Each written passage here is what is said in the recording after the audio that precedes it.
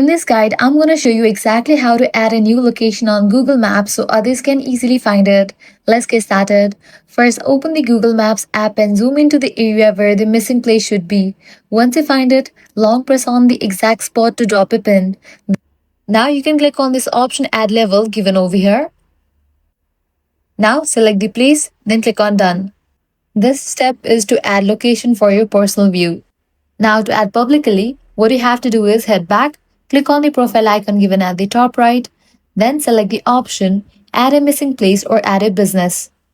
Now you will need to fill out this form. Filling out this form makes the location visible to the public. Type the place name, select the category like restaurant, school, or hospital, and add the address. Make sure to choose the right category so people can find it easily.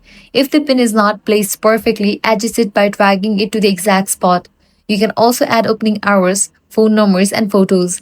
These details really help make your submission more reliable. Once everything looks correct, just tap Submit.